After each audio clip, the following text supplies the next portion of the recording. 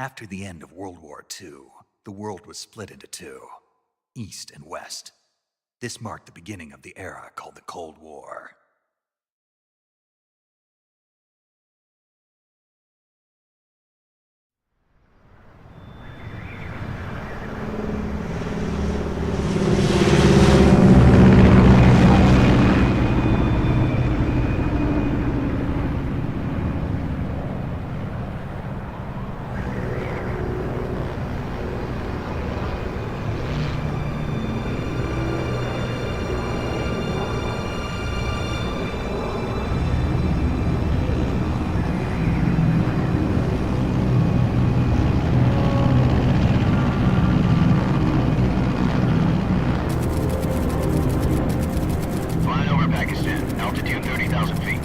Approaching Soviet airspace. 20 minutes to drop off. Commencing internal depressurization. Equipment check. Arm main parachute. All right. You ready to go? Drop zone still showing a high pressure mass. Cav okay. Good. We've got high visibility.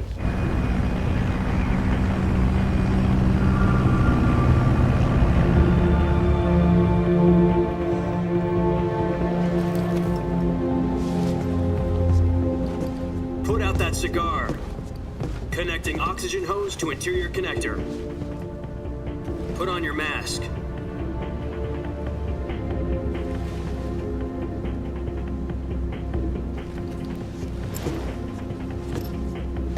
Does this panty waste know what he's doing?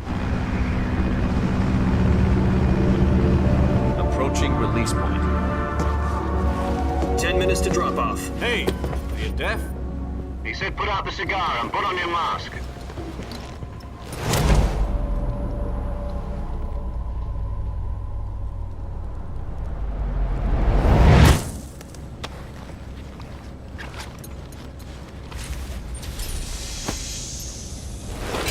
Depressurization complete.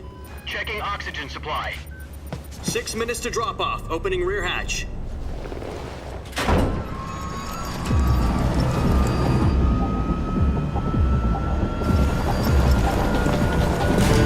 Sunrise.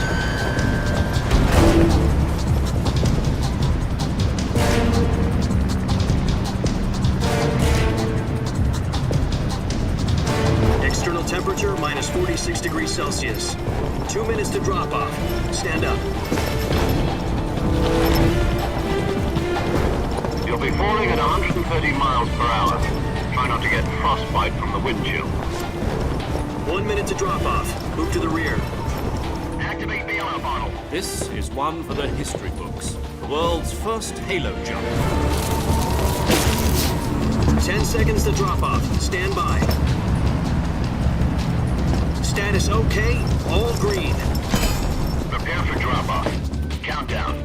5, 4, 3, 2, 1. Spread your wings And fly. God be with you.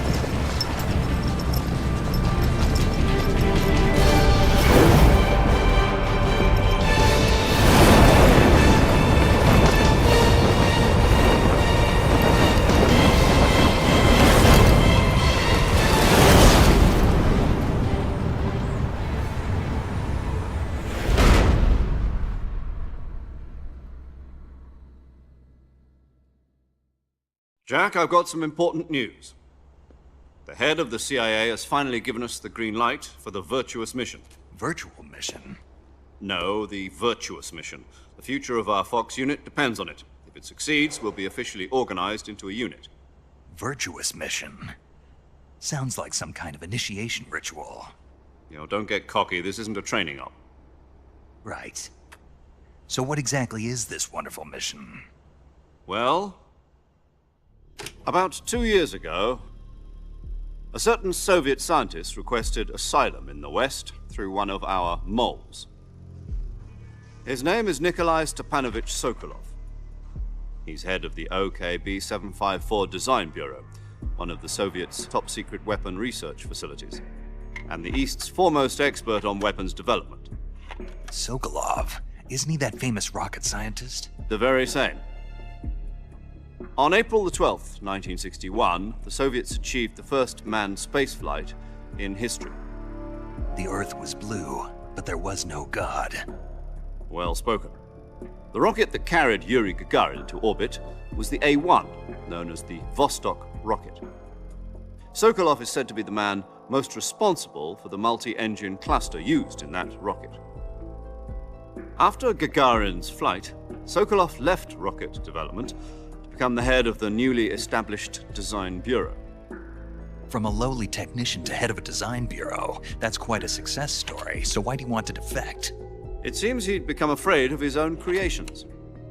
Afraid? Call it a crisis of conscience.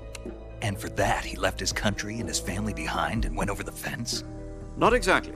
One of his conditions was that his family was also to be taken safely to the west.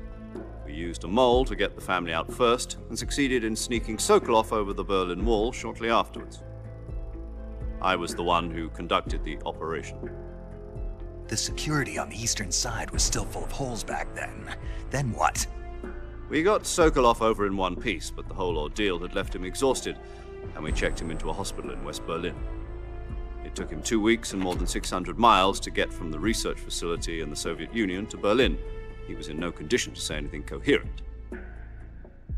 And it was only a week later that we had something much bigger on our hands. The Cuban Missile Crisis. October the 16th, 1962, President Kennedy received word that the Soviets were in the process of deploying intermediate-range ballistic missiles in Cuba.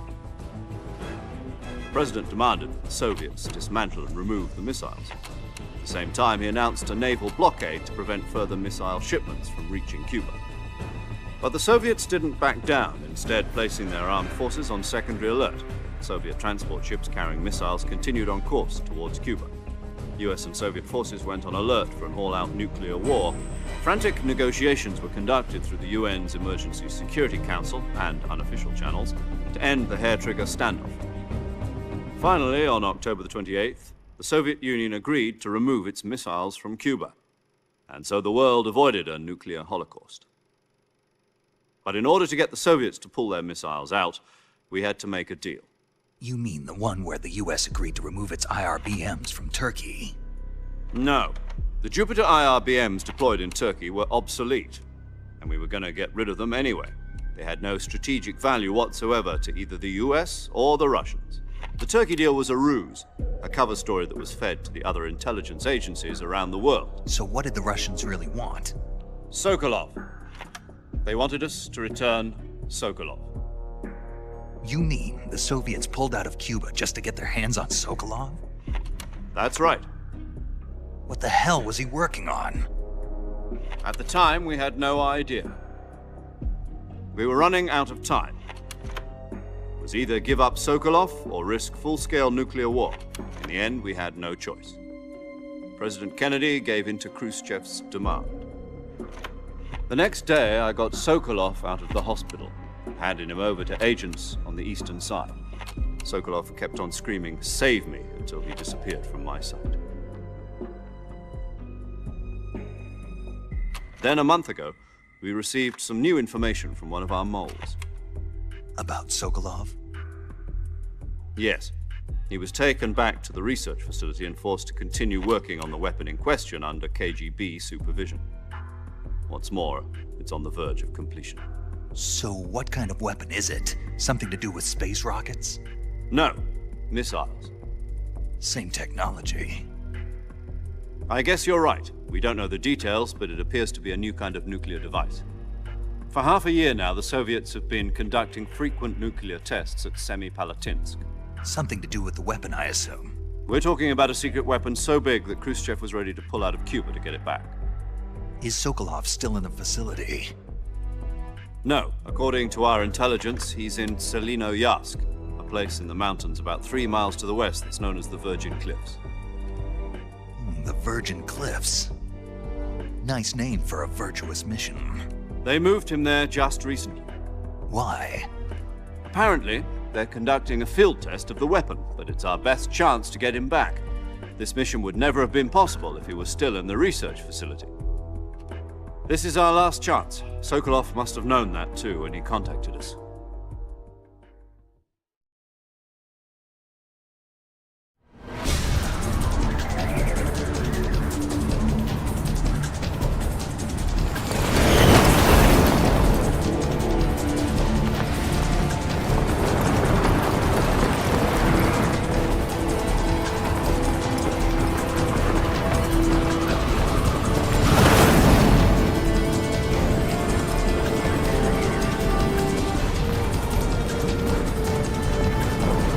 listen up, Jack. Your mission is to infiltrate Selino-Yarsk in the Soviet mountains, ensure the safety of Sokolov, and bring him back to the west.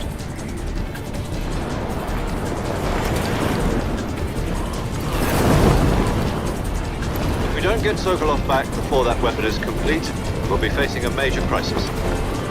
The clock is ticking.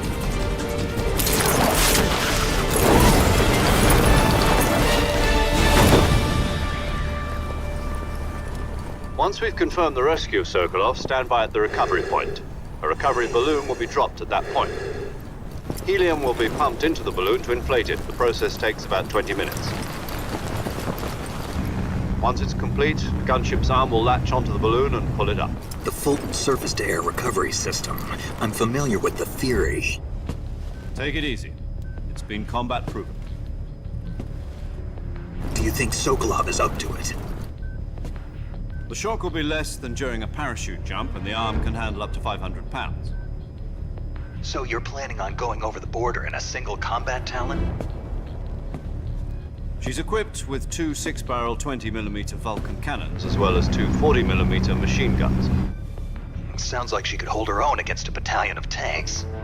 Even with the fuel in the reserve tank, we're facing a 4-hour time limit.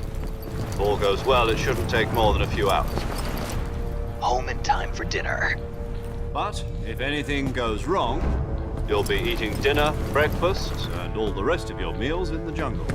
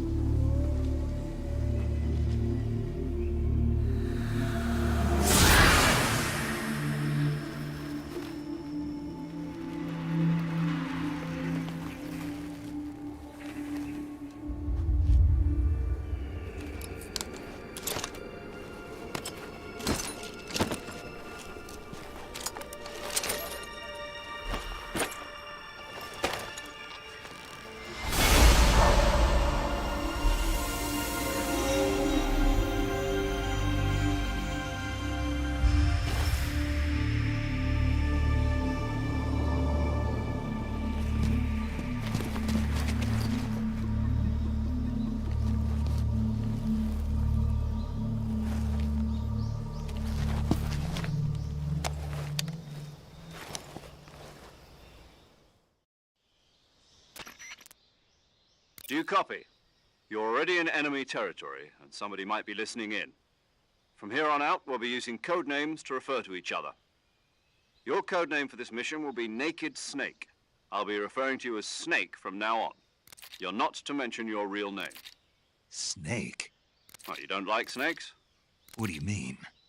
You've eaten one before, haven't you? In survival training? I'm glad to hear that. I don't know if I'd ever order one in a restaurant, but... Be careful, you might not have a choice. What about you, Major? What should I call you? Let's see. I'll be Tom. Call me Major Tom. This will be a sneaking mission. You must not be seen by the enemy. You must leave no trace of your presence. Is that clear? This kind of infiltration is the Fox unit's speciality. In other words, weapons and equipment are procured on site. That goes for food as well. You're completely naked, just as your name implies. Great. Now I see why you asked me if I like snakes. I suppose calling me Snake was your idea of a joke, too. No. There's a good reason for that. I'll tell you later when the time is right. Gotcha. Getting back to the subject, how exactly am I supposed to feed myself? You've been issued a knife and a tranquilizer gun. Use them to hunt for food. You'll also find some medical supplies in your backpack. Yeah, about the backpack. I lost it in a tree on the way down. I see. Well, you'd better go back and get it then. You know where it is? No problem. I can see it from here. It's stuck on a branch. To climb a tree, stand in front of a tree that's covered in ivy and press the action button. I'll be monitoring your progress over the radio. We can't risk violating Soviet airspace, but I'll be in the gunship. My frequency is 140.85. I'll give you a call if I need to talk to you. If you need to talk to me, use the send function. Okay, Snake, go get your backpack.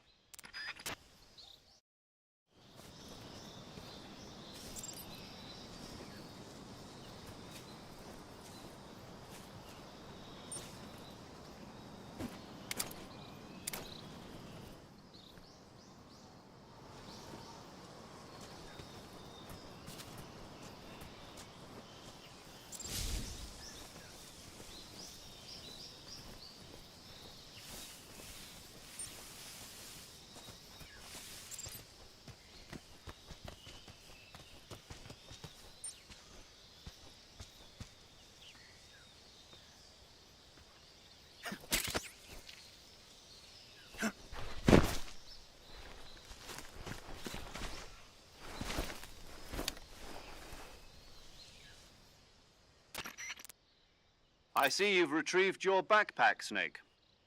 To equip a weapon, it's necessary to take it out of your backpack. In the survival viewer, choose Weapon from the backpack.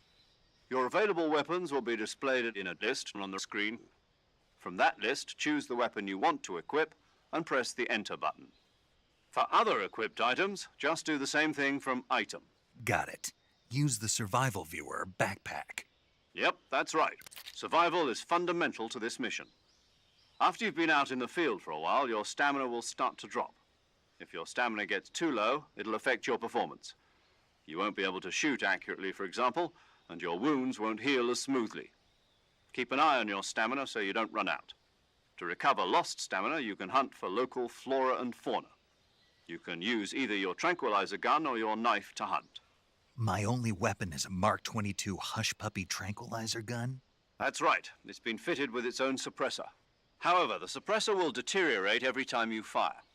Once its durability reaches 0, the noise suppression effect will be gone. So don't get too trigger-happy with it. The suppressor's durability is shown in the icon. Any weapons and equipment beyond what you're carrying now, you'll have to find as you go. I have to find my own weapons and equipment? Whose crazy idea was this anyway? Solo covert actions are standard Fox operating procedure. You can't leave any traces of your presence. No weapons, equipment, footprints, sweat, or bodily waste. The same goes for bullets and cartridges, too. Your presence in enemy territory is already a violation of international conventions of warfare. There aren't supposed to be any American soldiers in Russia. It could spark an international incident. You can't let anyone see you. You can't let the enemy know you're there. This is a stealth mission. You're a ghost, Snake, in every sense of the word. And there'll be no rescue if you're captured. The military and US government will deny any involvement in the affair. Then I'll just have to take care of myself, huh? I'm afraid so. You've been given a fake death pill for that purpose. SIS guidelines stipulate that soldiers on covert ops like this one be issued a potassium cyanide capsule. Tape it to your body so you can take it when you need to. How generous of you. Use it if you're taken prisoner by the enemy. It'll send you into a state of false death for a short time. Fooling them into thinking that I'm really dead. So how do I come back to life? Just take the revival pill. You mean that thing they put in my tooth before the mission? That's the one. But be careful. If you remain in a state of false death for too long, nothing will be able to bring you back. Remember that. I'll keep it in mind. You said this was a solo mission, right? Right. I guess that means I can't count on any reinforcements. Correct. The mission rests entirely in your hands. A real one-man army. Relax. There's a support team ready to back you up over the radio. Who? I'll introduce them to you. This time, survival is of utmost importance. The first member of the support team will be in charge of monitoring your physical condition, acting as a medic, so to speak, as well as recording your mission data. She's a member of Fox as well, and she's here on the gunship with me. She? Hello, Snake. I'm paramedic. Nice to meet you. Paramedic. As in a medic who comes in by parachute. Aren't you going to tell me your real name? Are you going to tell me yours, Mr. Snake? My name, huh? It's John Doe. And they call you Jack for short. You're a regular Captain Nemo. A name means nothing on the battlefield. After a week, no one has a name. What's your name? Jane Doe. Very funny. I wasn't joking, but I'll tell you my name only if you manage to make it back alive. My frequency is 145.73. She's also in charge of recording your mission data. Whenever you want to save, send a message over the reserved save frequency, 140.96. So saving lets me record my mission data. That's right. It also records the state of your health. Good to know. There's one more person I want to introduce you to, Snake. Huh? Speaking of snakes, you remember the boss, don't you? A legendary soldier and your mentor. Actually, it was the boss that got the DCI's authorization in the first place. She's going to be serving as Fox's mission advisor. The boss is? She also helped me plan this mission. She and I were at SAS together. Jack, is that you? How many years has it been? Boss? That's right. It's me. Oh. Talk to me. Let me hear your voice. It's been 5 years, 72 days, and 18 hours. You've lost weight. You can tell just by the sound of my voice. Of course I can. I know all about you. Really? Well, I don't know anything about you. What's that supposed to mean? Why'd you disappear on me all of a sudden? I was on a top-secret mission. You didn't need me anymore. But there were still so many things I wanted you to teach me. No, I taught you everything you needed to know about fighting techniques. I taught you all I could. The rest you needed to learn on your own. Techniques, sure. But what about how to think like a soldier? How to think like a soldier? I can't teach you that. A soldier needs to be strong in spirit, body, and technique. And the only thing you can learn from someone else is technique. In fact, technique doesn't even matter. What's most important is spirit. Spirit and body are like two sides of a single coin. They're the same thing. I can't teach you how to think. You'll just have to figure it out for yourself. Listen to me, Jack. Just because soldiers are on the same side right now doesn't mean they always will be. Having personal feelings about your comrades is one of the worst sins you can commit. Politics determine who you face on the battlefield. And politics are a living thing. They change along with the times. Yesterday's good might be tomorrow's evil. Is that why you abandoned me? No, it had nothing to do with you. I already told you, Jack. I was on a top-secret mission. A soldier has to follow whatever orders he's given. It's not his place to question why. But you're looking for a reason to fight. You're a natural-born fighter, but you're not quite a soldier. A soldier is a political tool, nothing more. That's doubly true if he's a career soldier. Right and wrong have no place in his mission. He has no enemies and no friends. Only the mission. You follow the orders you're given. That's what being a soldier is. I do whatever I have to get the job done. I don't think about politics. That's not the same thing. Sooner or later, your conscience is going to bother you. In the end, you have to choose whether you're going to live as a soldier or just another man with a gun. There's a saying in the Orient, loyalty to the end. Do you know what it means? Being patriotic. It means devoting yourself to your country. I follow the president and the top brass. I'm ready to die for them if necessary. The president and the top brass won't be there forever. Once their terms are up, others will take their place. I follow the will of the leader, no matter who's in charge. People aren't the ones who dictate the missions. Then who does? The times. People's values change over time, and so do the leaders of a country. So there's no such thing as an enemy in absolute terms. The enemies we fight are only enemies in relative terms, constantly changing with the times. As long as we have loyalty to the end, there's no point in believing in anything, even in those we love. And that's the way a soldier's supposed to think? The only thing we can believe in with absolute certainty is the mission, Jack. All right, but do me a favor. What is it? Call me Snake. Snake. Oh, right. Your code name is Snake. It suits you well. That's right. The legendary unit that the boss put together during World War II was a snake. The Cobra unit, a group of heroes that brought the war to an end and saved the world. As long as you've got a legendary hero backing you up, you'll be fine. Isn't that right, Snake? Yeah, I can't think of anyone else I'd rather have with me. Oh, and one more thing, boss. Yes? It's good to hear your voice again.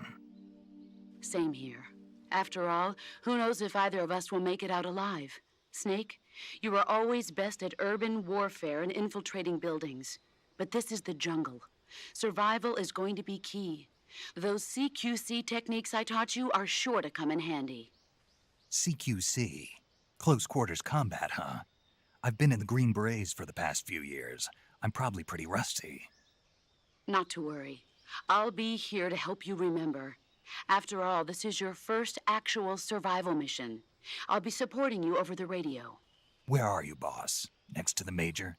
The boss is communicating with us by radio from aboard a Permit-class submarine in the Arctic Ocean. My frequency is 141.80. Call me if you need my advice on battle techniques. Gotcha. Your mission is to retrieve Dr. Sokolov. Dr. Sokolov is being held in an abandoned factory located to the north of your current position. Avoid heavy combat and don't let anyone see you. Don't forget that this is a stealth mission. Snake, try to remember some of the basics of CQC.